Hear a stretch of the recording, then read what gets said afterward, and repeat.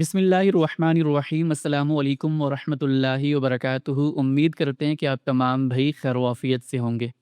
آج حسن الیاس سیریز کے episode number 31 میں آپ تمام بھائیوں کو خوش آمدید، اور ان پروگرامز میں آپ سب بھائیوں کو موقع دیا جاتا ہے کہ آپ حسن الیاس صاحب سے براہ راست لائیو سوالات کر سکیں۔ تو آج اسی سلسلے میں ہمیں یہاں پر جوائن کیا ہے حسن الیاس صاحب نے، تو سب سے پہلے ہم ان کو ویلکم کرتے ہیں۔ السلام علیکم ورحمۃ اللہ۔ حسن الیاس بھائی کیسے ہیں آپ؟ وعلیکم السلام، اللہ کا شکر، آپ کی دعائیں عنایتیں۔ جی بہت شکریہ حسن بھائی ہمیں جوائن کرنے کے لیے، جزاک اللہ خیرہ۔ آپ نے وہ اپنا سوال کر سکتے۔ السلام علیکم۔ وعلیکم السلام۔ ہاں حسن بھائی، میرا سوال یہ ہے کہ جو حضور صلی اللہ علیہ وسلم کی خود اجتہادات ہے، ہمارے لیے وہ کیا حیثیت رکھتے ہیں؟ کیا وہ بالکل ویسی ہی ہے جیسے ہمارے لیے قرآن و سنت ہے، یا ان کی حیثیت اس درجے کی نہیں ہوتی ہے؟ جی، اجتہادات کی دو نوعیتیں ہیں۔ ایک وہ اجتہادات ہے، اگر اجتہاد کو آپ وسیع مفہوم میں لے لیں کہ خود رسالت مآب صلی اللہ علیہ وسلم نے قرآن مجید کی ہدایت کو سامنے رکھ کر ایسے معاملات جو محتمل الوجہین تھے۔ محتمل الوجہین کا مطلب یہ ہوتا ہے کہ دونوں امکانات اس کے اندر پائے جاتے تھے، آپ اطلاق کر بھی سکتے تھے، اطلاق نہیں بھی کر سکتے تھے، عقل دونوں کا تقاضا کرتی ہے۔ وہاں پر آپ نے اگر کوئی فیصلہ کر دیا ہے تو وہ فیصلے کی حیثیت خود قرآن مجید نے بتا دی ہے کہ اب بے چون و چرا ماننے کی ہے، تو اس کے آگے سر تسلیم خم کیا جائے گا۔ تو ہر اجتہاد کو دیکھا جائے گا، اگر وہ اجتہاد اسی طریقے سے قرآن مجید کی روشنی میں، اس کی تفہیم و تبیین میں، مماثل صورتحال میں اصولی ہدایت کے اطلاق میں تھی، تو آپ نے جو فیصلہ کر دیا ہے اور وہی درست فیصلہ، اس لیے کہ آپ صلی اللہ علیہ وسلم کے فیصلے کے بعد اس کو خدا کی تائید بھی حاصل ہو گئی، کیونکہ اگر وہ غلط فیصلہ ہوتا تو اللہ تعالیٰ پیغمبروں کو دین کے معاملے میں کسی غلط چیز پر قائم نہیں رہنے دیتے۔ اس کی ایک سادہ سی مثال لے لیں۔ مثال پہ قرآن مجید نے دو بہنوں کو جمع کرنے سے منع فرمایا ہے ایک نکاح میں، تو اب اس اصول کو سامنے رکھ کر دو آراء سامنے آ سکتی تھی۔ کوئی شخص یہ کہہ سکتا تھا کہ یہ اطلاق صرف بہنوں تک ہی رہنا چاہیے، کوئی دوسرا شخص یہ کہہ سکتا تھا نہیں، اس میں جو اصل ریزننگ اور علت ہے وہ تو جہاں جہاں انڈائریکٹلی بھی پائی جائے وہاں پر بھی اطلاق ہوگا، گویا پھوپھی بھانجی اور خالہ بھتیجی کو بھی نہ جمع کریں۔ تو رسالت مآب صلی اللہ علیہ وسلم نے ایک ہدایت کر دی ہمیں کہ نہیں، آپ یہ کام نہیں کر سکتے۔ تو اب محتمل الوجہین چیز تھی، اس میں آپ کا ایک فیصلہ سامنے آ گیا، اس کو ماننا ہم پر لازم ہے۔ میں معافی چاہوں گا، لیکن میرا سوال ایکچولی یہی تھا۔ ایک تو جو آپ نے مثال دی، اور دوسرا وہ جس میں حضور صلی اللہ علیہ وسلم نے نانی کا حق دیا، جہاں پہ ایک نہ اس شخص کی والدہ موجود نہیں تھی۔ اب اگر یہ مثالیں ہمیں احادیث سے نہیں ملتی تو ہم ان چیزوں سے محروم رہتے ہیں، ان اجتہادات سے۔ تو میرا اصلی سوال حدیث کے معاملے میں ہے، یہ دو چیزیں ہمیں جو آپ نے خود ایک مثال دی، یہ ہمیں صرف اور صرف احادیث کے ذخائر سے ملتے ہیں، ورنہ ہمیں یہ چیزیں کبھی شاید حاصل ہی نہیں ہوتی۔ جی، تو جو چیزیں آپ کو حدیث کے ذخیرے سے نہیں ملیں اور پھر اس کے لیے علماء نے اجتہادات کیے، فقہ کیے، تو اگر علماء یہ چیز نہ کرتے تو آپ کا دین نامکمل ہوتا؟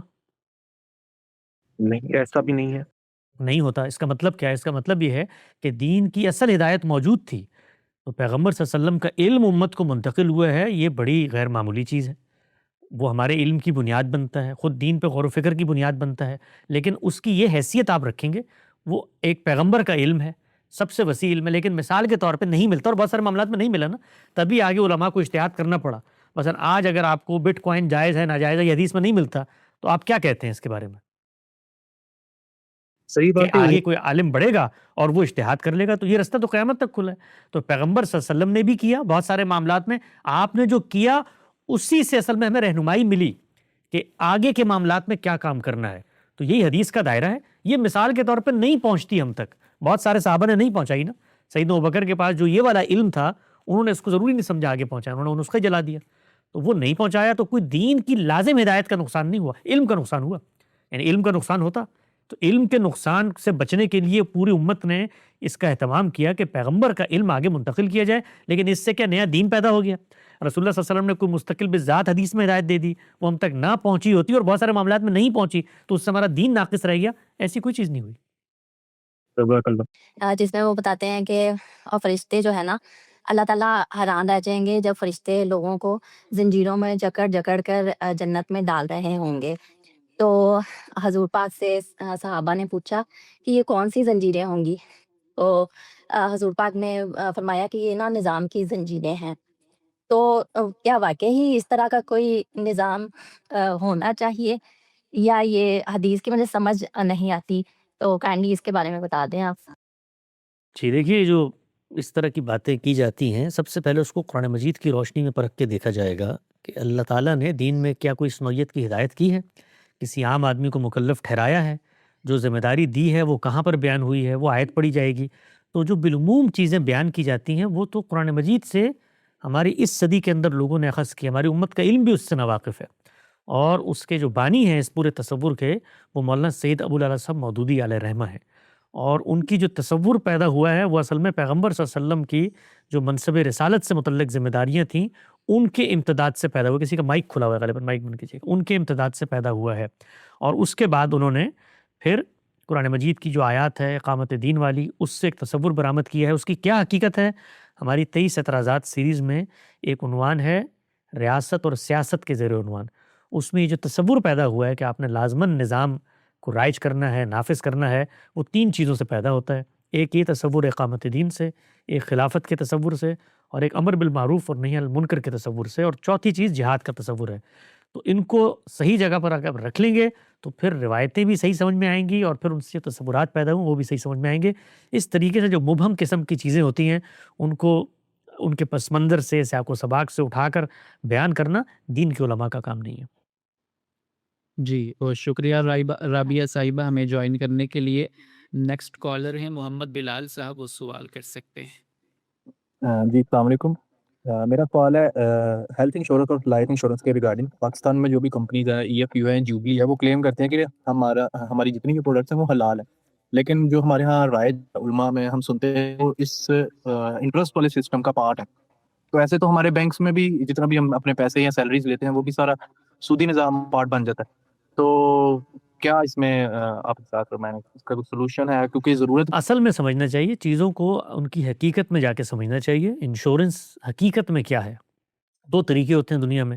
ایک یہی ہے کہ آپ کوئی ادنیٰ مماثلت تلاش کریں کسی چیز کی، نہ نوعیت معاملہ کو سمجھیں، نہ حقیقت واقعہ کو سمجھیں اور اس پر فتویٰ صادر کر دیں۔ اور دوسری چیز یہ ہوتی ہے کہ معاملے کے اندر اتریں اور دیکھیں کہ اس کے اپنے اندر کیا کوئی ایسی خرابی پائی جاتی ہے جو دین کا اصولی نظام ہے، دین کی اخلاقی ہدایت ہے، اس سے کہیں متصادم ہے۔ اچھا، کبھی کبھی تصادم کلی طور پہ ہوتا ہے، کبھی جزوی طور پہ ہوتا ہے، کبھی اطلاق میں ہوتا ہے، اس لحاظ سے پھر آپ کے ہاں ابا بھی پیدا ہونا چاہیے، کسی چیز سے احتراز یا دوری بھی پیدا ہونی چاہیے۔ تو انشورنس کا جو معاملہ ہے یہ اپنی ذات میں کوئی خلاف اسلام نہیں، بلکہ اسلام کا جو تصور احسان ہے اس کے مطابق ہے۔ یہ حقیقت میں کیا ہے؟ ایک عقد معاونت۔ عقد معاونت کا مطلب یہ ہوتا ہے کہ ایسا پیکٹ کرنا جس میں آپ ایک دوسرے کی مدد کریں گے۔ یعنی پہلے زمانے میں کیا ہوتا تھا اس مدد کا صورت کہ آپ کے گھر پہ کوئی مشکل آ گئی تو آپ کے عائلہ، آپ کے قبیلے والے، آپ کے علاقے والے آپ کی مدد کرتے تھے۔ کسی کا گھر جل گیا سب مل کے بنا دیتے تھے۔ معاشرہ آگے بڑھا، اس کی تنظیم کار ہوئی، تو اس سے ایک نئی صورت پیدا ہوئی کہ ہم سب باہمی طور پر ایک عقد معاونت کر لیتے ہیں اور تھوڑا تھوڑا پیسہ ہر مہینے ڈالتے رہیں گے، اس میں کسی کی کوئی مشکل پیدا ہو تو اس سے وہ پوری کر دی جائے گی۔ تو یہ اس کی حقیقت ہے۔ ہمارے علماء اکرام نے اس حقیقت کو نظر انداز کیا، اور نظر انداز کر کے چونکہ میں نے 5 روپے دیے تھے اور نقصان کے بعد مجھے 20 روپے ملتے ہیں، تو اس کو انہوں نے سود کے اندر ڈال دیا، حالانکہ سود کا اس سے کوئی تعلق ہی نہیں ہے۔ سود کا معاملہ قرض کے اندر ہوتا ہے، یہاں میں قرض دے ہی نہیں رہا، عقد معاونت ہے، تو اس کو سود قرار دیا۔ جب سود قرار دے دیا اور ایک چیز ضرورت میں اپنی حقیقت رکھتی ہے تو اب آپ نے اس کو لازمی لوگوں کے لیے اجرا بھی کرنا ہے، تو اس کے لیے پھر یہ اسلامی تکافل کے نام کی چیزیں نکالی اور اس کے اندر یہ ہیلے بازی کی اور وکالتیں بنائی، اور کچھ بھی نہیں ہے۔ آپ یقین جانیں، آپ اس کو پڑھیں ذرا، یہ تکافل والوں کا ڈاکومنٹ اور جو انشورنس والوں کا ڈاکومنٹ ہے، حقیقت میں کوئی فرق ہی نہیں ہے، صرف اصطلاحیں اوپر نیچے کر کے یعنی غلط تصور پہلے قائم کیا، اور پھر اس کو قرآن مجید نے ایک جگہ یہود کی صفت کے طور پر زیر بحث لا کر بتایا ہے کہ یہ کیا کرتے ہیں، یہ پہلے ناحق جنگیں کرتے ہیں۔ یعنی اللہ نے منع کیا تھا لیکن خود سے شریعت بنا کر ناحق ایک کام کرتے ہیں، پھر جب پکڑ کے لے آتے ہیں غلام تو پھر کہتے ہیں دین کی اس بارے میں کیا رائے ہے۔ تو پہلے اس پر غلط فتویٰ لگاؤ حرمت کا، اور پھر اس کے بعد اس کو جائز کرنے کے لیے جو ہیلے بہانے ہمارے کیے جاتے ہیں، اللہ کی پناہ مانگنی چاہیے۔ انشورنس بالکل جائز ہے، اور پھر آگے ایک سوال ہوتا ہے کہ انشورنس کمپنی جو ہے وہ آپ کا پیسہ لے کر آگے کاروبار میں لگاتی ہے، تو یہ ہم اس کے مکلف نہیں ہیں۔ اگر ہمارے علم میں آ گیا تو ہم انتخاب میں ان کمپنیوں کا انتخاب کریں گے جو کوئی سودی قرض وغیرہ نہیں دیتی، لیکن اگر وہ کام کرتی ہیں وہ ان کا کام ہے، ہمارا کام نہیں ہے۔ اچھا، ایک اور کویسچن میرا ٹیکس کے ریلیٹڈ۔ خلفاء راشدین کے دور میں جو زکوٰۃ کلیکٹ کی جاتی تھی اسی سے سارے انتظامات مینیج کیے جاتے تھے، اور آج کے دور میں پاکستان میں جتنا بھی ٹیکس ہم سے کلیکٹ کیا جاتا ہے اسی سے سارے حاجات ملک کے چلتے ہیں، تو پھر ہمیں ایکسٹرا الگ سے زکوٰۃ دینے کی ضرورت تو نہیں ہونی چاہیے؟ نہیں ہونی چاہیے، بالکل ایسی ہے۔ اس لیے جو آپ کی زکوٰۃ بنتی ہے اس کو کیلکولیٹ کر لیں، اس لیے کہ جو آپ سے ٹیکس لے رہے ہیں ان کے سامنے یہ زکوٰۃ والا تصور واضح نہیں ہے۔ تو آپ کو یہ تو دیکھنا ہوگا کہ جو انہوں نے لیا ہے، جو اللہ نے مقرر کیا تھا اس کے مطابق پورا ہو گیا ہے۔ اگر پورا ہو گیا ہے تو بس ٹھیک ہے، نہیں ہوا تو جو زائد بنتی ہے وہ آپ ادا کر دیں۔ جزاک اللہ، بہت شکریہ۔ جی بہت شکریہ بلال بھائی ہمیں جوائن کرنے کے لیے۔ نیکسٹ کالر ہمارے ساتھ آصف صاحب ہیں، وہ اپنا مائک انمیوٹ کر کے سوال کر سکتے ہیں۔ جی میرا سوال آپ کے انیشل جو آپ نے حضرت عثمان اور ان کی شہادت کے حوالے سے اور اس کا ایک پس منظر بتایا تھا، اس میں جو واقعے کا آپ نے ذکر کیا ہے، احادیث سے ہمیں یہ معلوم ہوتا ہے کہ صحابہ نے غدیر خم کے مقام پہ اپنے اعتراضات حضور صلی اللہ علیہ وسلم کے سامنے پیش کیا، جس میں مین یہ تھا کہ انہوں نے ایک باندی کو اپنے لیے مختص کر لیا تھا۔ آبجیکشن جس پہ یہ تھی کہ اگرچہ وہ جو غالباً خمس کے اس کو اکٹھا کرنے کے لیے گئے تھے، اور ایس پر اس وقت کی روایت کے مطابق یہ حضور صلی اللہ علیہ وسلم کا پریروگیٹو تھا کہ جب وہ اس کو وصول کر کے آئے تو اس کی ڈسٹریبیوشن غالباً ان کے اختیار میں نہیں تھی۔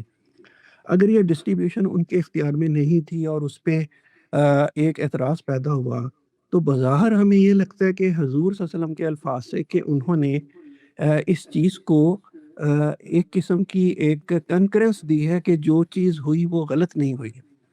کیا یہ ایسا ہی معاملہ ہے؟ کیونکہ بظاہر تو صحابہ کا نقطہ نظر یہ تھا کہ ایک غلط بات ہوئی ہے، ڈسٹریبیوشن وقت سے پہلے ہو گئی اور خود کر لی گئی ہے۔ لازم نہیں ہے، یہ جو آپ نے بات بیان کی لازم نہیں ہے کہ رسول اللہ صلی اللہ علیہ وسلم نے سیدنا علی کا جو ایکٹ تھا اس کو سینکشن دے دی، اس لیے کہ ہمارے سامنے جب یہ واقعات اس طریقے سے نقل ہوتے ہیں تو یہ عدالت کی کارروائی کے طور پہ نقل نہیں ہوتے کہ اس کے بعد کیا معاملہ ہوا۔ رسول اللہ صلی اللہ علیہ وسلم نے باقی صحابہ کو یہ کہا کہ ایک معاملہ ہو چکا ہے، وہ ان کے پاس آ چکی ہیں، اب واپس کرنا ایک عجیب و غریب سی صورتحال پیدا کر دے گا۔ میرے حکام میں سے ایک حاکم کو جس کو میں نے بھیجا اس سے یہ کام ہوا، اس سے باقی پہ کیا سا، یہ کوئی چیز وہاں زیر بحث نہیں آئی، تاریخ میں زیر بحث ہم تک نہیں پہنچی۔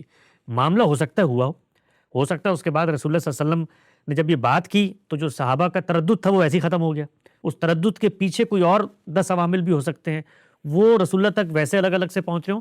تو ہمارا جو سب سے بڑا جو مجھے عام طور پہ تشویش ہوتی ہے وہ یہ کہ ایک رپورٹنگ ہے، ایک اطلاقی جملہ ہے، اس کو اٹھا کر اس کے اندر سے جب آپ پورا کا پورا تصور قانون برآمد کرتے ہیں اور پورا نظام اور جرا برآمد کرتے ہیں، وہ ہو نہیں سکتا۔ یعنی بالکل ایسے ہی ہے۔ آپ دیکھیں آج کے دور میں آپ کے ہاں یہ جو عدالتی کارروائیاں ہوتی ہیں اس میں سے صحافی، اور یہ تو آج کا دور ہے، ریکارڈڈ سب چیزیں ہو رہی ہوتی ہیں، ایک ریمارک اٹھاتا ہے جج کا اور وہ اخبار میں آ جاتا ہے، وہ اگلے دن جج بیٹھ کے عدالت میں کہہ رہا ہوتا ہے یار میری بات کا تو یہ پس منظر ہی نہیں تھا جو آپ نے سے برآمد کر دی۔ تو پروسیڈنگز کے دوران کوئی ریمارکس آ رہے ہیں، وہ اس کیس کے متعلقہ میرٹ کے اوپر کچھ سوال اٹھایا جا رہا ہے، اس کا فیصلے سے کوئی تعلق نہیں ہوتا۔ فیصلہ عین ممکن ہے اس کے بعد صحابہ نے اور سیدنا علی نے آپس میں تصفیہ کر کے معاملے کو حل کر لیا، اس میں انہوں نے ان کو اطمینان دلا دیا بھائی یہ بات ہو گئی ہے، ٹھیک ہے تمہارا اعتراض تھا اب یہ ہو گیا، آئندہ احتیاط کی جائے گی۔ تو اس میں ان پہلوؤں کو پیش نظر رکھنا چاہیے، خاص طور پہ جو تاریخی روایات ہیں ان کو سمجھنے میں۔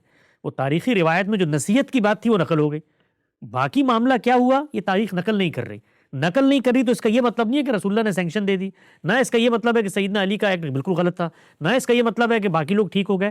وہ آپس میں جو ان کا معاملہ ہوا ہوگا وہ آپس میں حل ہو گیا ہوگا، اور نہیں بھی حل ہوا ہوگا تو یہ کہاں سے لازم آتا ہے کہ ایک تنازع پیدا ہو گیا ہے تو رسول اللہ لازماً اس کو حل کرائے۔ بہت ساری چیزوں میں آپ سیاستاً حکمت عملی کے لحاظ سے صرف نظر کر لیتے ہیں۔ جی بہت شکریہ آصف صاحب ہمیں جوائن کرنے کے لیے۔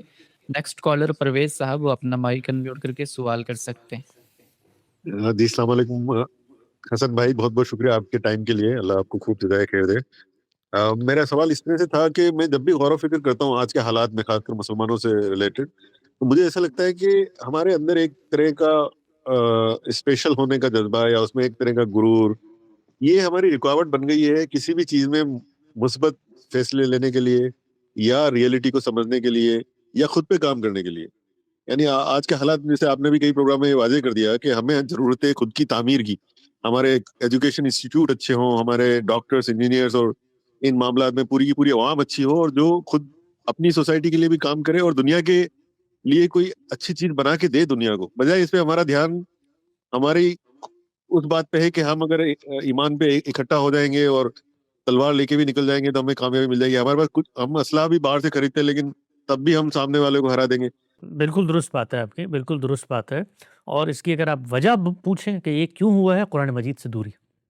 اللہ کی کتاب آپ کو اسی جگہ پر لے کر آتی ہے، وہ بتاتی ہے ایمان کے تقاضے ہیں کیا، کرنا کیا ہے، لاہ عمل کیا ہوگا، لیکن ہمارے ہاں جو امت کی ایک شناخت بنی ہے وہ حقیقت میں جو کام پیغمبر کے کرنے کا تھا وہ کرنے کی جگہ پر وہ آ گئی ہے.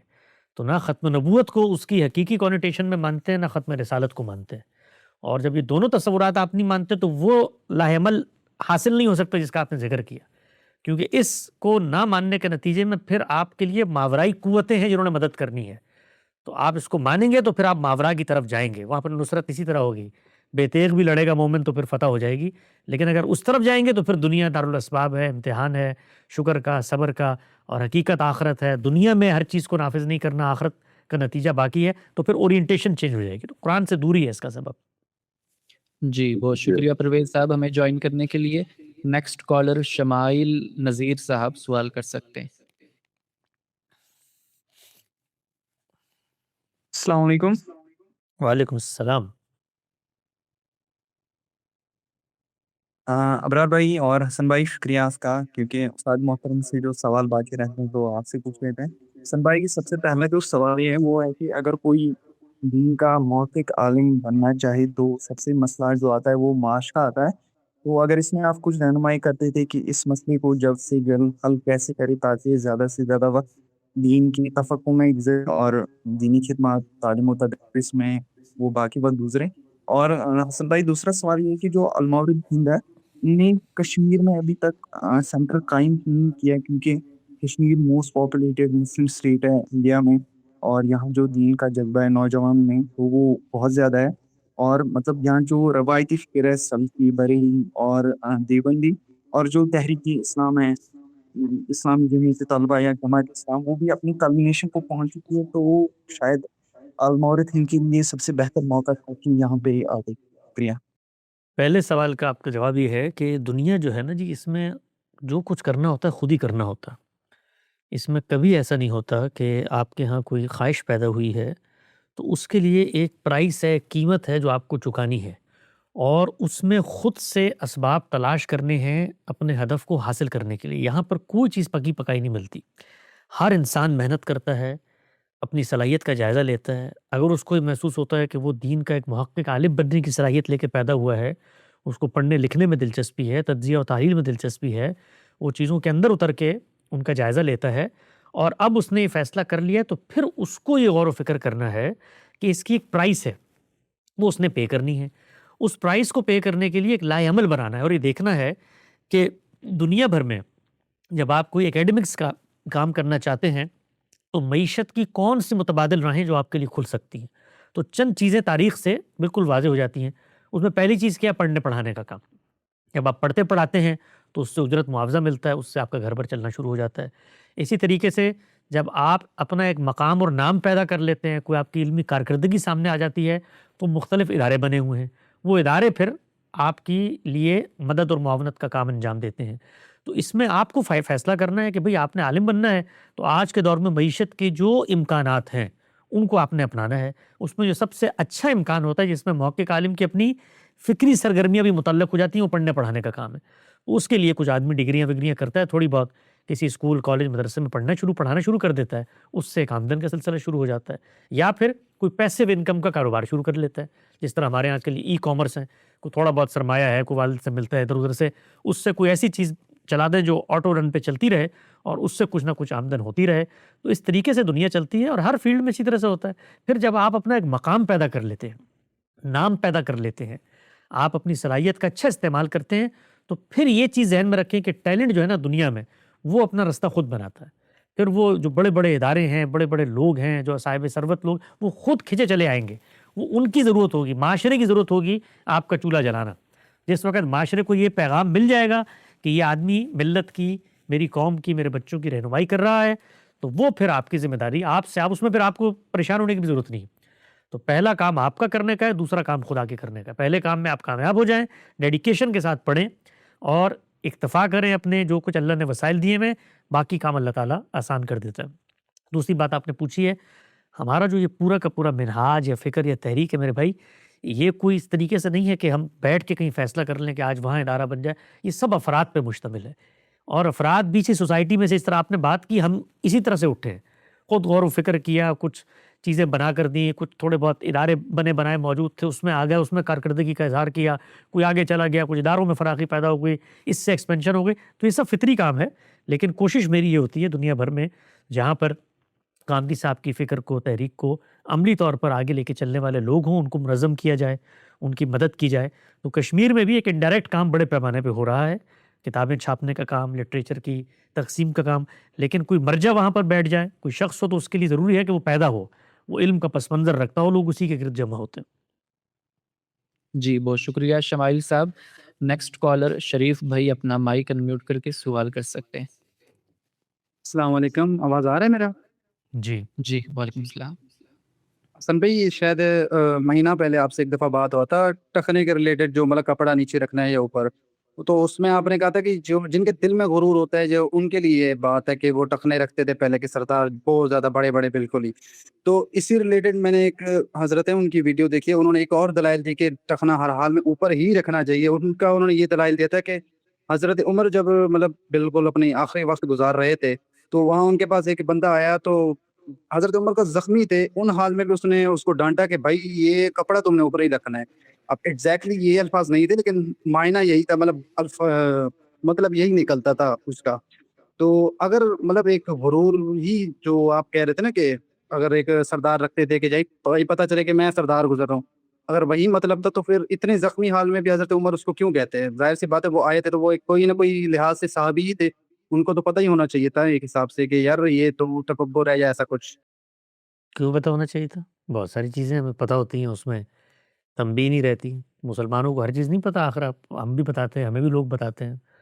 تو چیزوں کو وہی بات ہے کہ ایک روایت سے جب آپ قانون اخذ کر رہے ہیں تو اس پہ سوال اصل یہ ہوگا کہ یہ جو کچھ مظاہر میں ایک ہدایت دی جا رہی ہے کہ ٹخنا اوپر ہو، نیچے ہو، جل جائے گا، تو اس کی علت کیا ہے؟ وہ جو بھی علت ہوگی اس کو قرآن مجید نے جو حلت و حرمت کا قانون بیان کیا اس کے اندر کوالیفائی کرنا چاہیے، اور قرآن نے بتا دیا ہے کہ یہ چیزیں حرام ہیں، یہ چیزیں ان کے علاوہ ہو ہی نہیں سکتا۔ قل انما حرم ربی فواحش ما ظہر منها وما بطن، اللہ نے کہا صرف یہ عنوانات ہیں جن کے تحت چیزیں حرام ہو سکتی ہیں، وہ 5 چیزیں ہیں، تو اس میں لے جا کر آپ کو بتانا پڑے گا کہ کیا وجہ ہے۔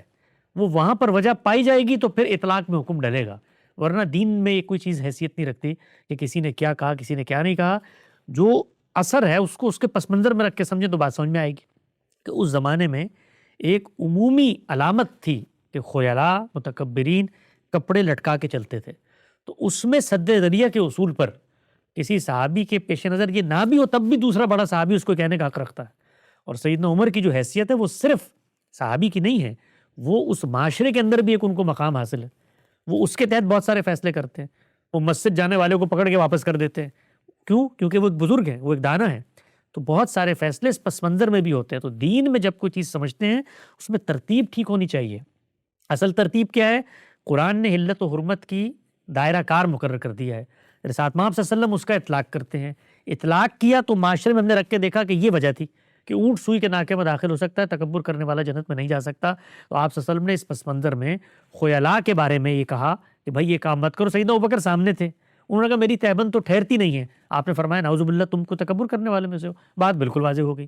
اب سیدنا عمر کسی پہ اس کا اطلاق کرتے ہیں تو وہ اطلاق کو اسی پس منظر میں ہم سمجھیں گے نا کہ جو اللہ کی کتاب نے اور اللہ کے پیغمبر نے مقرر کر دیا اس سے مختلف کیسے ہو سکتا ہے؟ کوئی وجہ ہونی چاہیے اس کی۔ تو یہ بڑی غلط فہمی ہے ہمارے ہاں، چیزوں کو اس طرح سے اطلاق میں اٹھا کے اس سے ایک پورا قانون برآمد کر لینا۔ جی بہت شکریہ شریف صاحب ہمیں جوائن کرنے کے لیے۔ نیکسٹ کالر منصور صاحب اپنا سوال کر سکتے ہیں۔ السلام علیکم وسلم بھائی۔ وعلیکم السلام۔ ہمارے معاشرے میں بچوں کے سامنے قربانی کی جاتی ہے اور دین میں کی ترغیب بھی بتائی جاتی ہے، جبکہ ماہرین نفسیات کہتے ہیں کہ بچے کے سامنے قربانی کرنے سے بچے پر نفسیاتی اثرات پڑتے ہیں۔ ہم تو میچور ہیں، ایمان کے تقاضے، اللہ کے احکام کی پیروی، قربانی کا فلسفہ یہ سب جانتے ہیں۔ بچے تو یہ سب نہیں سمجھ پاتے اور ہمارے جوابات سے مطمئن بھی نہیں ہوتے، جبکہ اسے اخلاقی برائی سمجھ رہے ہوتے ہیں۔ تب بھی ان کے ساتھ اس صورت میں بھی ان کے ساتھ ایسا کر کے کیا ہم بچوں کو نفسیاتی مسائل کی طرف نہیں دھکیل لیتے؟ یہ جو نفسیاتی مسائل کی تنبیہ کرنے والے ہمارے دور کے لبرل ملحدین حضرات ہیں، یہ اس وقت چھوٹے بچوں کو ہم جنس پرستی کی کتابیں نصاب میں شامل کر کے پڑھانے کی خواہش کا اظہار کرتے ہیں، اس سے ان کی نفسیات متاثر نہیں ہوتی؟ یہ جب ان بچوں کو جنسی معاملات میں تعلیم و تربیت دے رہے ہوتے ہیں کہ اس طریقے سے معاملہ کرو تو اس سے تمہاری صحت محفوظ، اس سے نفسیات خراب نہیں ہوتی؟ یعنی نفسیات کیسے خراب ہوتی ہے. ہم قربانی میں ان کو یہ وحشت نہیں سکھا رہے ہوتے کہ تم نے باہر نکل کے خون کر دینا ہے معاشرے کو. ہم جب ان کو یہ ریچول سکھا رہے ہوتے ہیں تو اس کے پس منظر میں ایک پورا تصور ہوتا ہے, اور وہ تصور کیا ہے؟ وہ تصور یہ ہے کہ ہم خدا کے ماننے والے ہیں, اس کے حکم اور اس کے اذن پہ دنیا میں اپنی جان تک قربان کر دیں گے. یہ جانور کی جان ایک علامت بنا کر ہم پیش کر رہے ہیں. تو جانور کیا پہلی دفعہ مسلمانوں نے ذبح کیے؟ جانور اس دنیا بھر میں جو ذبح ہوتے ہیں یہ لوگ نہیں دیکھ رہے ہوتے کہ بچوں کی ان ویڈیو تک رسائی نہیں ہوتی دنیا بھر میں. آخر وہ برگر کھانے جاتے ہیں تو کسی بیل کو ذبح کر کے برگر حاصل کیا جاتا ہے, بچے کو نہیں پتا گوشت کیسے ملتا ہے. تو یہ ساری چیزیں اصل میں ہم جس تصور میں دین کو رکھتے ہیں اس میں یہ کائنات خدا سینٹرڈ ہے. ان کے نزدیک چونکہ یہ نہیں ہے, انسان سینٹرڈ ہے, اس لیے انسان کے حوالے سے جو کچھ کرو اس کی نفسیات پہ کوئی فرق نہیں پڑتا, اور خدا کے حوالے سے کچھ بھی کر دو تو وہاں پہ سارے نفسیاتی حوالے پیدا ہو جاتے ہیں. سوال بیسیکلی یہ تھا ان کا کہ کیا نبی اسلام کے والدین کے لیے ہم دعا کر سکتے ہیں, اور وہ حدیث بھی ریفرنس میں دیتے ہیں کہ نبی اسلام کو خود اس چیز کی اجازت نہیں تھی کہ وہ اپنے والدین کے لیے دعا کر سکیں, البتہ زیارت کی اجازت دی گئی تھی. حدیث کو تو دیکھنا پڑے گا کس پس منظر میں, لیکن دعا تو ہر شخص کے لیے کی جا سکتی ہے. دعا میں کیا ہے؟ دعا تو اصل میں اللہ تعالیٰ سے درخواست ہے کسی چیز کے بارے میں, اور پیغمبر کے معاملے میں خاص موقع پہ ان کو روکا جاتا ہے اس لیے کہ وہ واضح کر رہے ہوتے ہیں تصورات کو. تو اگر کوئی مشرکانہ چیز کہیں پہ وابستہ تھی تو لوگوں میں یہ غلط فہمی پیدا نہ ہو کہ گویا اس کی کہیں نہ کہیں کوئی تصویر تائید ہو رہی ہے, تو وہاں پر ذرا تنبیہ دوسری نوعیت کی نظر آتی ہے. باقی دعا تو ہر ایک کے لیے آپ کو کرنی چاہیے, ہمیں بھی کرنی چاہیے. ان لوگوں کی دینی نوعیت کیا تھی, دینی حیثیت کیا تھی, یہ تاریخ کا موضوع ہے. وہ وہاں پر جو قوم آباد تھی وہ سیدنا ابراہیم کی ہی ذریت تھی, سیدنا اسماعیل کو ماننے والی قوم تھی. اس میں بہت سارے بدعات مشرکانہ رسومات پیدا ہو گئی تھیں. اگر پیغمبر کے والدین کی نسبت تاریخ میں کہیں ان سے مل جاتی ہے تو اس سے کوئی فرق نہیں پڑتا, اس لیے کہ ہمارے یہاں تو جو پیغمبر سیدنا ابراہیم ہیں, امام الرسول ہیں, ان کے والد جو ہیں وہ تو باقاعدہ قرآن مجید ذکر کرتا ہے کہ وہ شرک میں مبتلا تھے. تو اس سے کوئی پیغمبرانہ منصب پہ کوئی فرق نہیں پڑتا کہ اگر ان کے والدین میں سے کسی سے کوئی اس طرح کی چیز ثابت ہو. لوگ بڑا کوشش کرتے ہیں, وہ کھینچ تان کے ان کو وہ کرتے ہیں کہ کسی طریقے سے ان کو بھی کوئی مومن ثابت کر دیا جائے. ہوں بڑی اچھی بات ہے, تاریخ کا موضوع ہے, نہ ہو تو کوئی فرق نہیں پڑتا. دوبارہ ہاں جی, دعائے مغفرت بھی کر سکتے ہیں نا ان کے لیے؟ ہاں ہر ایک کے لیے کر سکتے ہیں. دعائے مغفرت ہر مسلمان غیر مسلم ہر ایک کے لیے کر سکتے ہیں. اللہ مغفرت کرتا ہے اپنے قانون کے مطابق, ہمارا کام ہے دعا کرنا. جی بالکل. نیکسٹ کالر علی اصغر صاحب اپنا سوال کر سکتے ہیں. ہیلو, السلام علیکم. وعلیکم السلام. حسن بھی میں نے یہ پوچھنا تھا کہ بیسیکلی یہ جو ہم آپ اکثر ایتھیس سے جو ہے وہ مکالمہ کرتے ہیں, تو اس سے الٹا اس چیز کو نقصان ہوتا ہے کہ ان کی ریچ اس چیز سے بڑھ جاتی ہے, اور پھر بہت سے وہ لوگ دیکھنے لگ جاتے ہیں جو پہلے ان کو نہیں دیکھ رہے تھے. دیکھیں میرا خیال یہ ہے کہ یہ جو مناظرانہ فضا ہے یہ تو نہیں ہونی چاہیے کہ آپ مناظرہ کریں آپس میں ایک دوسرے سے جیت اور ہار, لیکن مکالمے میں کوئی حرج کی بات نہیں. مکالمے میں کیا مسئلہ ہے؟ مکالمہ تو پیغمبر صلی اللہ علیہ وسلم کے سارے مخاطبین ہی مشرکین ہیں, ان سے آخر قرآن نے انہی سے تو مکالمہ کیا. پورا قرآن مکالمہ کس سے کر رہا ہے؟ مکالمہ کوئی بری بات نہیں ہوتی. جی میں بات پوری کر لوں, آپ کی بات پہنچ گئی. مکالمے کے اندر آپ اپنا نقطہ نظر پیش کر رہے ہوتے ہیں, اور اس سے بہت ساری چیزیں ہیں جو آپ کو اس وقت اندازہ نہیں ہو رہا ہوتا, وہ رفتہ رفتہ بہت سارے گنجل ہیں, بہت ساری ایسی گٹھانے ہیں جو بندھی ہوئی ہوتی ہیں, جو گفتگو سے مکالمے سے راہیں کھلتی ہیں. اب آپ دیکھیں انہوں نے میرے ساتھ گفتگو کی, کوئی ایک لفظ اسلام کے بارے میں, اسلام کی شخصیات کے بارے میں ناشائستہ انہوں نے کہا ہو جس کو میں کہوں کہ میں کسی شخص کے ساتھ بیٹھا ہوں اور لغویات کا فروغ کر رہا ہوں, ایک پلیٹ کبھی نہیں ہوا, ایسا بالکل بھی نہیں کیا. بلکہ ایک بہتری مجھے نظر آئی اس کے بعد بھی کہ جب آپ وہ گفتگو کرتے ہیں تو اپنا ایک اختلاف واضح کرتے ہیں, کوئی کسی شخص پر ذاتی طور پر کوئی حملہ ہو. تو یہی چیز ہونی چاہیے معاشرے میں. ہم سب انسان ہیں, اس طرح سے لوگوں کو, وہ بھی ہمارے اندر میں سے پیدا ہوئے ہوئے لوگ ہیں بھائی, وہ پاکستانی بھی ہیں, مسلمان بھی تھے ایک زمانے میں, ان کے ہاں کچھ اس طرح کی گرہیں بن جاتی ہیں, ان کو محبت سے کھولنا چاہیے. تو گفتگو مکالمہ, میرے پاس تو کوئی بھی شخص آتا ہے وہ کہتا ہے جی میں کسی موضوع پر آپ سے آپ کی رائے سمجھنا چاہتا ہوں, کوئی مناظرہ نہیں کرنا, کوئی غلط صحیح ثابت نہیں کرنا, کوئی اس طرح سے تماشا نہیں لگانا دین کا, ایک سنجیدگی سے بات چیت کرنی ہے. تو یہ بات چیت ہوگی تبھی تو رستہ کھلے گا آگے. جی بہت شکریہ علی اصغر صاحب, ہم آپ سے اجازت لینا چاہیں گے. نیکسٹ کالر فیصل صاحب سوال کر سکتے ہیں اپنا. السلام علیکم حسن بھائی. وعلیکم السلام. سوال نہیں کرنا چاہتا, میں آپ کا شکریہ ادا کرنا چاہتا ہوں کہ آپ کی وجہ سے میرے بہت سے کنفیوژن دور ہوئے تھے. جب میں دین کی طرف آیا تو جو دو بڑے میرے کنفیوژن تھے, پہلا یہ کہ غیر مسلم اور کافر کا جو فرق ہے, یہ بات دل میں تو سب ہر کوئی جانتا ہے کہ ہم دونوں کو ایکویٹ نہیں کر سکتے. آج کل کے جو غیر مسلم ہے, جو ابو جہل تھا, فرعون تھا, لیکن یہ بات کوئی زبان سے بیان ہی نہیں کرتا، صرف آپ ہیں جنہوں نے کھول کے یہ بات بیان کی ہے۔ اور میں آپ سے یہ کہتا ہوں کہ مسلمانوں کو اسلام سے سب سے زیادہ یا کسی بھی مذہب کے لوگوں کو مذہب سے سب سے زیادہ دور کرنے والی چیز یہی ہے کہ میں کیسے مان لوں کہ پیدائش کی بنیاد پر کوئی انسان خدا سے قریب و دور ہوتا ہے۔ تو یہ جو مسئلہ، یہ لوگ ملحدین جو ہے اسلام پہ وائلنس کی بات کرتے ہیں نا، کوئی مسلمان سے دور نہیں ہوتا اسلام سے، صرف اس والی سے ہوتا ہے کہ کافر اور غیر مسلم کا فرق اگر واضح ہو تو بہت سے لوگ اسلام کے نزدیک آ جائیں گے۔ اور دوسری جی چیز جی سنت کے بارے میں آپ سے جی آپ سب کہوں کہ میں کچھ دیر تک اہل قرآن بھی رہا تھا، مطلب کہ میں یہ کیسی بات سکتا ہوں کہ زبردستی ہم چیزوں کو اخذ کریں نبی علیہ السلام کی باتوں سے، جبکہ وہ یہ بات کرنی ہی نہیں چاہتے ہو، کوئی چیز کو دیکھ کے کچھ بول دیا تو اس سے ہم نے حکم اخذ کر لیا۔ اور میں کیسے مان سکتا ہوں کہ اسلام کی ہدایت میں ذہن ہے کہ 200 سال کے بعد لکھی گئی اور کوئی بھی آگے اس کا انکار کر دیتا ہے۔ جن دو چیزوں نے میرے کنفیوژن کو دور کیا ہے اور میں اس میں آپ کا شکریہ ادا کرنا چاہتا ہوں۔ تو سب سے پہلی پرابلم یہ آ گئی کہ قرآن تو میں پڑھ لوں گا، حدیث بخاری ہے، مسلم ہے، اتنی زیادہ جلدی ہیں، یہ تو میری پوری زندگی کھا جائے گی۔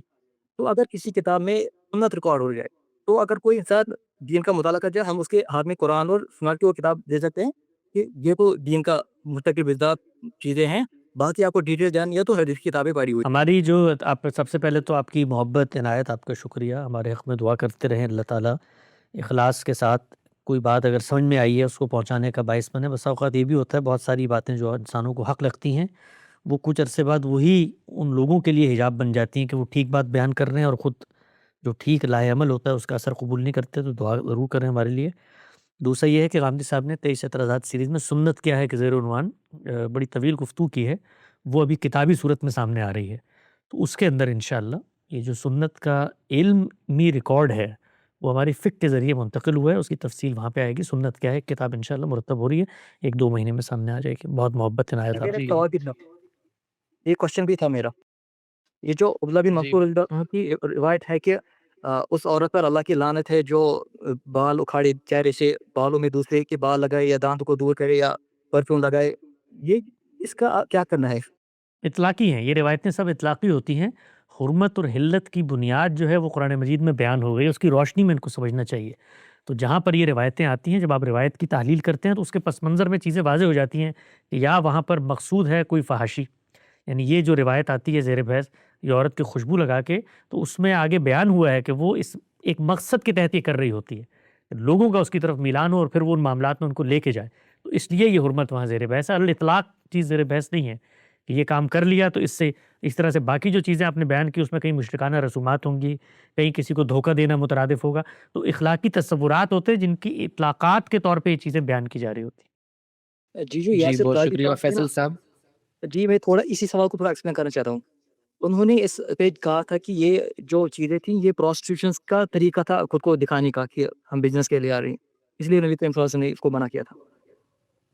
جی السلام علیکم ورحمۃ اللہ وبرکاتہ۔ وعلیکم السلام۔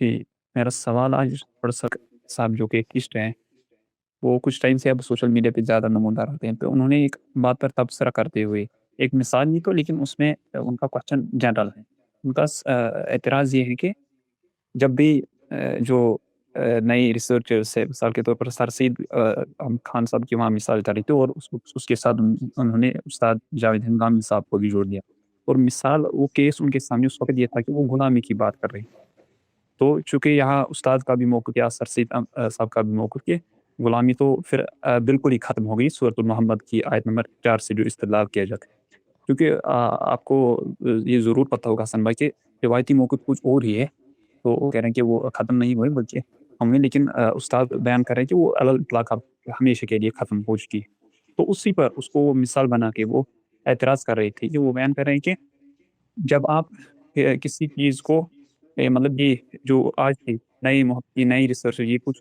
اور تعبیر پیش کرتے تو ان کو کسی نہ کسی چیز کا پھر انکار کرنا لازم ہو جاتا ہے، اور مثال دی انہی کی، انہوں نے کہا کیونکہ جب یہ ایسے اس کو انٹرپریٹ کر رہے ہیں یونیورس کو، مثال یہی غلامی کی بھی، تو سورۃ محمد آیت نمبر 4 پر وہ بات کرتے ہیں، وہ بیان کرتے ہیں، پھر وہ اعتراض ان کا یہ تھا کہ پھر اتنے سارے صحابہ، تابعین، بڑے محققین، محدثین، ان کو یہ بات کیوں سمجھ میں نہیں آئی، جبکہ دوسرا کلیم قرآن کا یہ ہے جو ان کا اصل اعتراض ہے۔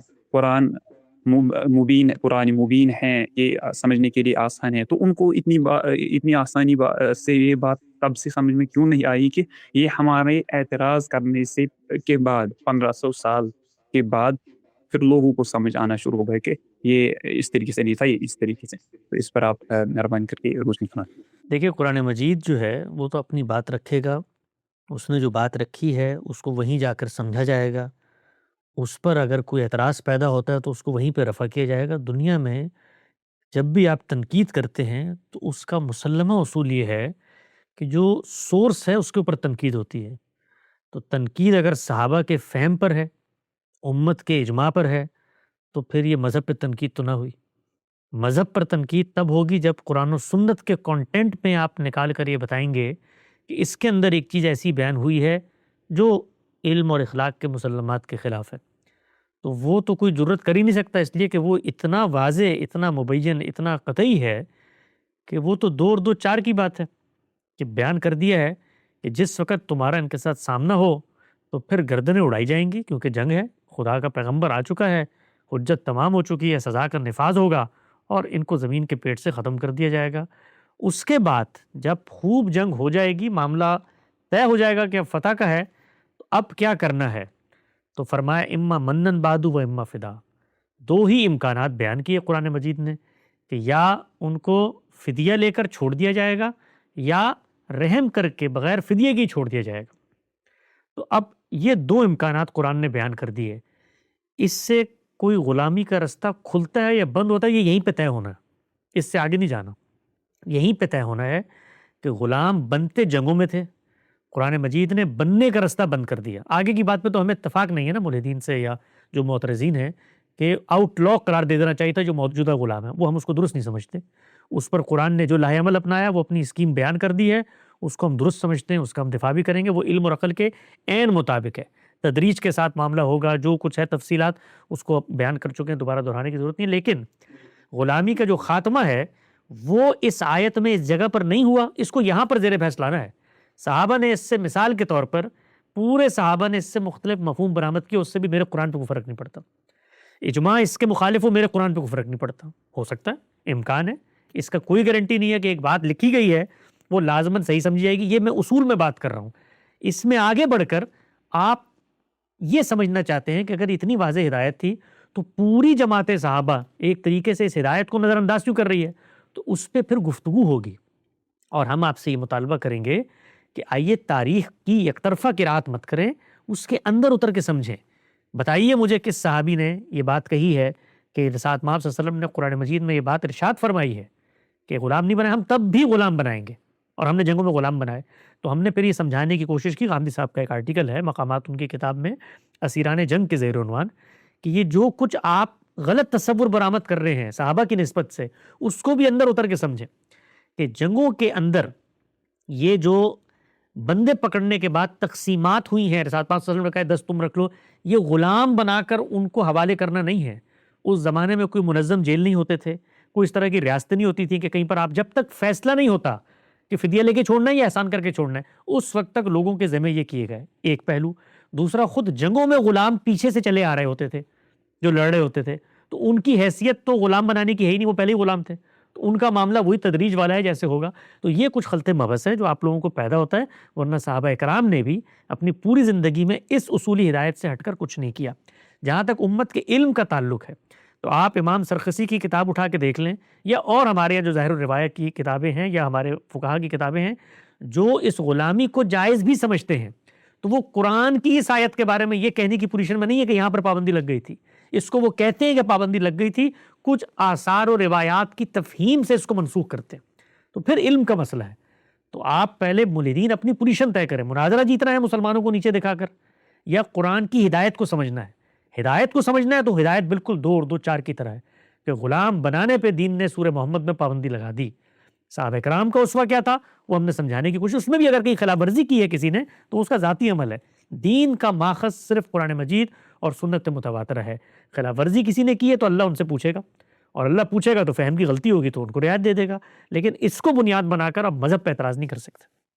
یہ حسن بھائی جی ان کا بہت شکریہ دراصل نا یہ مثال دی قرآن کی اتھینٹسٹی پہ وہ اعتراض کر رہے تھے کہ مطلب اگر یہ کتاب مبین ہے سمجھنے کے لیے آسان ہے تو اتنے لوگوں کو پھر یہ کیوں سمجھ میں یہ ان کا اصل اعتراض تھا اس پہ آپ نہیں، مبین تو ہے، مبین تو میں آپ اتنے لوگوں کو چھوڑ دیں، آپ اپنے آپ کو لے لیں، یعنی اتنے لوگوں کے فہم میں تو ہم بعد میں جائیں گے، آپ اپنے آپ کو لے لیں، وہ آپ خود جائیں اور تھوڑی سی عربی کی شد بت حاصل کریں اور اس کے بعد اس آیت میں غلامی شامل کر کے دکھائیں نا، کی ہے لوگوں نے شامل، بتاتا ہوں وہ کیسے کی ہے، مولانا مودودی علیہ رحمہ نے شامل کی ہے، ان کا استدلال پڑھیں آپ تو وہ پتہ چل جائے گا کہ یہ کلام کے کو سمجھنے میں مسئلہ نہیں ہے، ہوتا کیا ہے، انسان ایک تصور جو کلام دے رہا ہے اس کے اطلاقات میں غلطی کرتا ہے۔ مثال دیتا ہوں میں آپ کو، خود مولانا مودودی سید ابو الحسن مودودی علیہ رحمہ نے اسی آیت کے تحت تفہیم القرآن میں کھولیں آپ، اگر میرا مطالعہ خطا نہیں کر رہا، تو یہ لکھا ہے کہ یہ جو کہا ہے نا کہ عنایت کر کے اس کے ساتھ معاملہ کرو، تو عنایت ہی کی ایک یہ صورت ہے کہ اس کی جان نہیں لی جا رہی،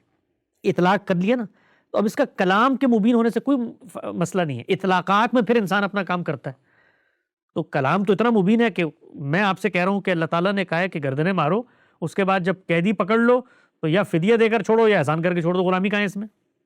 یعنی کلام تو اتنا مبین ہے، کلام میں تو ہے ہی نہیں، تو جو کچھ پیدا بھی کی جائے گی یا تو وہ فقہ پیدا کرے گی غلط تفہیم سے آثار و روایات کی، یا پھر ایک تصور آپ کے ذہن میں ہے اس کا آپ غلط اطلاق کر دیں گے، تو اس کا کلام کی اتھینٹسٹی سے تو کوئی تعلق نہیں، یعنی پوری مسیحیت نے وہ کلام جو آج بھی چیخ چیخ کے پکار کے کہہ رہا ہے کہ مسیح اللہ کے بیٹے نہیں ہے، شریعت منسوخ نہیں ہوئی اور کفارے کا عقیدہ لغو ہے، تو وہ تو اس کلام سے بھی نکال کے بیان کر رہے ہیں، کلام سے تو ہمارے طالبان علامہ اقبال کے شعروں سے بچوں کو مارنے پہ آ جاتے ہیں، کلام کیا ہوتا ہے، یعنی کلام کی انڈرسٹینڈنگ جو ہے وہ ہمارے آئین اور دستور متفقہ کلام ہوتا ہے، وہ سپریم کورٹ غاصبین کو اس کلام کی روشنی میں وہ دے دیتی، ایجاد دیتی ہے، تو یہ تو انڈرسٹینڈنگ کا مسئلہ ہے، کلام میں بتائیے کیا غلطی ہے۔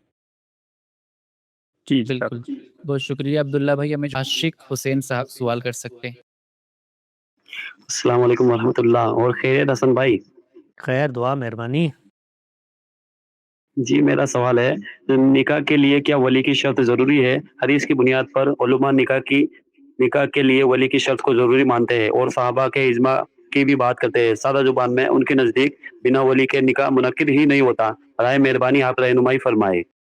ہمارے ہاں جو بسا اوقات شرط کہہ کے چیزوں کو بیان کیا جاتا ہے تو اس کو قانونی پس منظر میں کوئی دینیاتی شرط کے طور پر اگر کوئی لوگ اخذ کرتے ہیں تو یہ درست نہیں ہے کہ اس کے بغیر نکاح جسٹیفائیڈ ہی نہیں ہوگا، لیگلائز ہی نہیں ہوگا، یہ بات کہیں بھی قرآن و سنت میں نہیں ہے، تاہم یہ چیز کہ بھائی چونکہ خاندان کے مابین علی الاعلان ایک چیز ہو رہی ہے، اس میں اس چیز کو اہمیت کے طور پہ شامل کیا جائے اور ایک شرط کہہ کے بیان کر دیا جائے اس کی اہمیت کو اجاگر کرنے کے لیے، تو اس پہ کوئی حرج کی بات نہیں ہے کہ بھائی اس طرح نہیں ہونا چاہیے، کیونکہ جب شادی کرتے ہیں آپ تو اس وقت آپ کی عقل اس طرح سے محکم نہیں ہوئی ہوتی، نوجوانی کے اندر لوگ یہ فیصلہ کرتے ہیں تو کوئی بڑی غلطی نہ کر بیٹھیں، اس پس منظر میں اگر آپ اس کو یوں بیان کریں کہ آج کے دور پہ نکاح کے لیے شرط ہے کہ کوئی دھوکہ دہی نہ ہو تمہارے ساتھ، اور بہت ساری شرائط لوگوں نے نافذ کر دی، اس کے بغیر نکاح کا انعقاد قانونی طور پہ تسلیم نہیں کرتے، مثال کے طور پہ کئی ملکوں میں یہ ہے کہ بھئی آپ شادی کرنے سے پہلے، صرف ملیشیا میں تھے، آپ حکومت کو آگاہ کریں گے، وہ آپ کی تصویر سٹی ہال میں لگائے گی اور لوگوں سے پوچھے گی کہ اس نے پہلے تو کوئی دھوکہ نہیں دیا،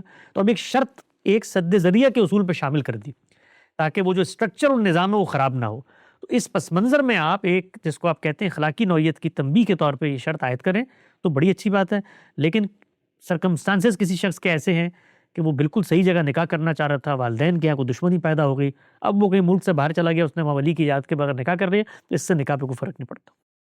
جی اور تھوڑا سا شکریہ اس میں تھوڑا سا اور ہلو جی ہلو پلیز بات کریں۔ جی مطلب علماء کرام مطلب یہ کہتے ہیں کہ جو ہے مطلب حدیث نکاح منعقد ہی نہیں ہوگا، مطلب نکاح کوئی کر بھی لے تو نکاح منعقد ہی نہیں ہوگا، اس کے حدیث کی بنیاد پہ کہتے ہیں حدیث ہے نا کہ لا نکاح الا بولی۔ نہیں، وہ ایسا نہیں ہے، روایتوں کے اوپر وہ ہر روایت ایک اطلاق میں ہوتی ہے، اس اطلاق کو اس کے حدود و شرائط میں دیکھنا چاہیے، کسی اطلاقی صورتحال میں رسالت مآب صلی اللہ علیہ وسلم نے یہ بات کہی ہے، اس وقت صورتحال کیا ہے، جس شخص کے بارے میں کہی جا رہی ہے، تو ہمیشہ اطلاق میں چیزوں کو اتر کے دیکھنا پڑتا ہے، اس میں وہ حدود و شرائط آپ کو عائد کرنی پڑتی ہیں اگر روایت کے اندر نہ بھی بیان ہوئی ہوئی ہوں۔ اچھا حسن بھائی، اس میں آپ یہ بتائیے کہ یہ دین کی کون سی اصل ہے جس کی اللہ کے نبی نے فرا کی ہے؟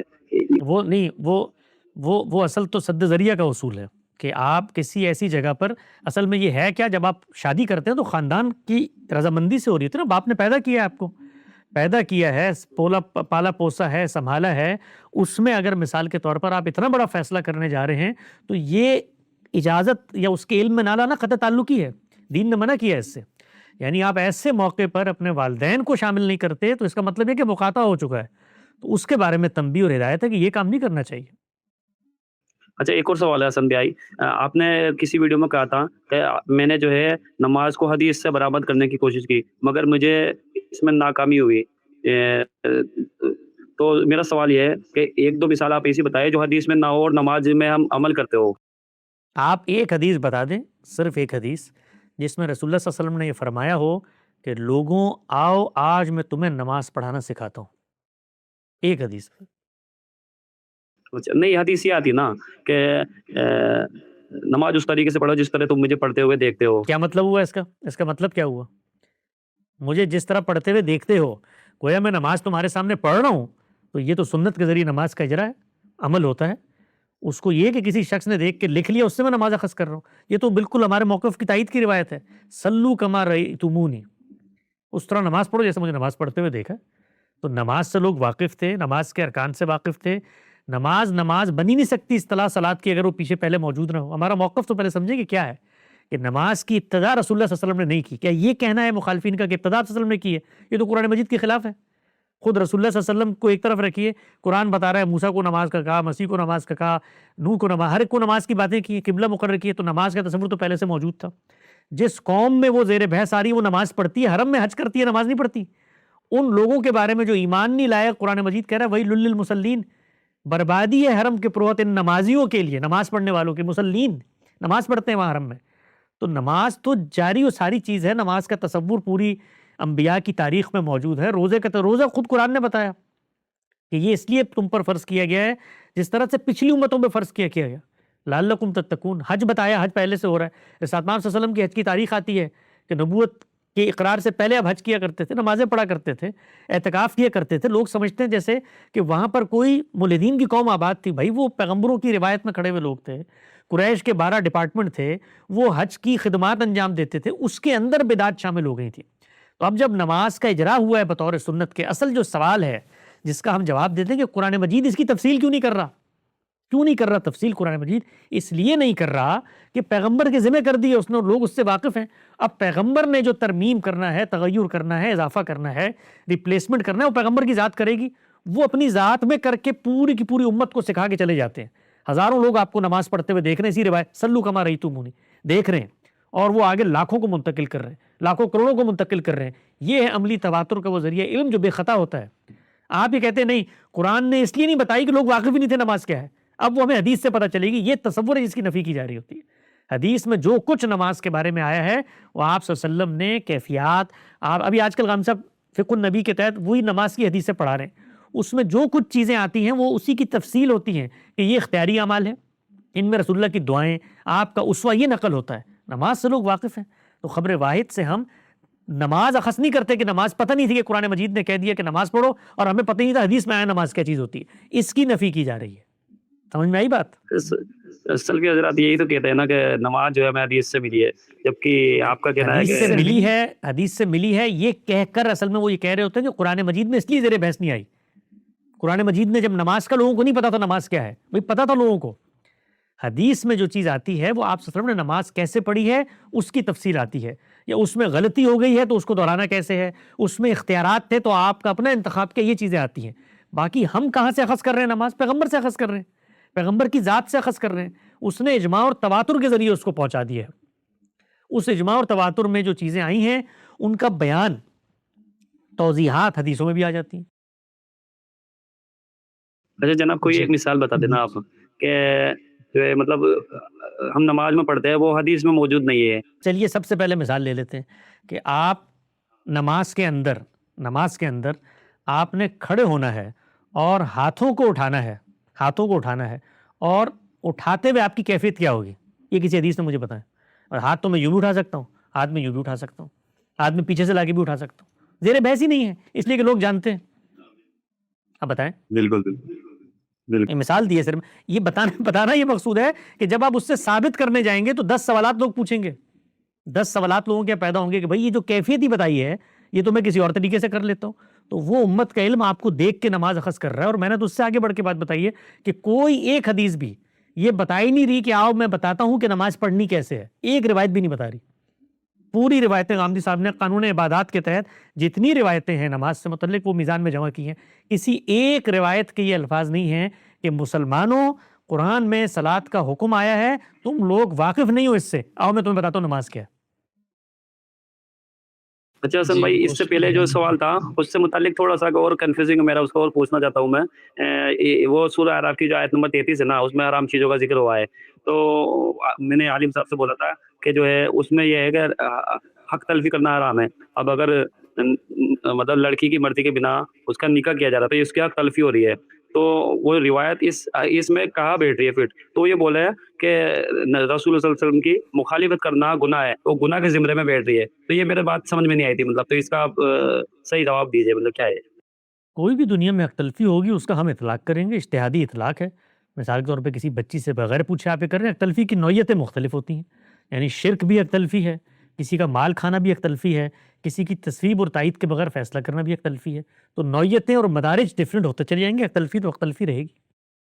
جی بہت شکریہ حسن بھائی. ہم آپ سے نہیں، کرنا سنو چاہیں گے. سنو تو تھوڑا. وقت ختم ہو گیا. انشاءاللہ اگلی دفعہ گفتگو جاری رکھیں گے. چھوٹا سا جناب، چھوٹا سا وہ عالم صاحب نے یہ بولا تھا کہ جو ہے گناہ کے زمرے میں آئے گی. مطلب یہ کہ بھائی گناہ جو چیز ہوتی ہے وہ کسی چیز کی خلاف ورزی کا نتیجہ ہوتا ہے. گناہ اپنی ذات میں، گناہ تو ایک لفظ ہے، ثواب بھی ایک لفظ ہے.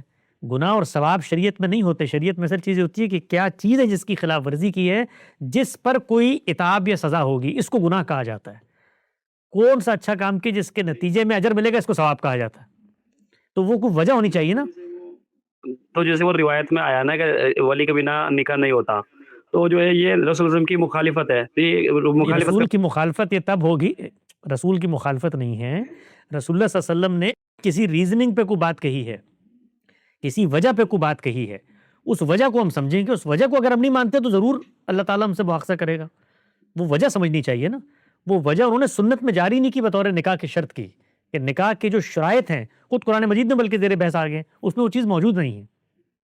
یہ اچھی چیز ہے، نصیحت کی چیز ہے، تلقین کی چیز ہے. اور رسول اللہ بھی جب کوئی بات کرتے ہیں وہ اسی حدود و شرائط کے ساتھ سمجھی جاتی ہے. کہیں پہ وہ نصیحت کی بات ہوتی ہے، کہیں وہ تلقین کی بات ہوتی ہے. جی بہت شکریہ عاشق حسین صاحب. ہم آپ سے اجازت لینا چاہیں گے.